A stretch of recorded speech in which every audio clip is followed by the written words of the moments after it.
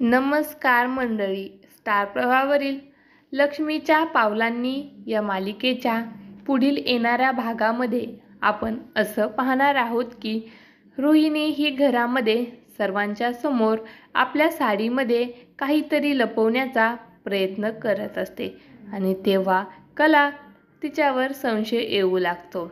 त्यानंतर आपण पाहतो साडी विकणारा एक व्यक्ती हा घरी आलेला असतो आणि तो कलाला सर्व साड्या दाखवतो आणि कला ही त्याला बोलते की दादा, मी याचा पदर चेक करू शकते का? तेव्हा अद्वैत बोलतो, तो चेक करायची काय गरज आहे, मी चेक करून दाखवतो. आणि दोघेही आतमध्ये जातात आणि साडीचा पदर चेक करू लागतात. तेव्हा दोघेही साडीच्या मध्ये अडकतात आणि दोघे एकमेकांकडे पाहू लागतात.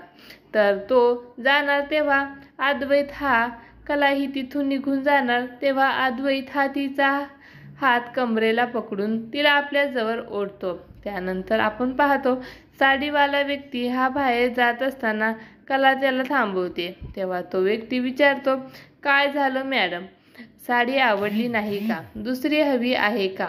तर ती त्याला बोलते, बाहेरून पैसे देते.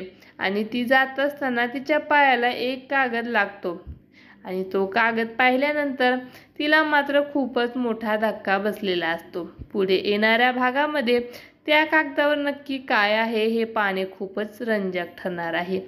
लक्ष्मीच्या पावलांनी या मालिकेचे असेच नवनवीन अपडेट पाहण्यासाठी आपल्या चॅनलला लाईक करा, शेअर करा आणि सबस्क्राईब करायला विसरू नका. धन्यवाद.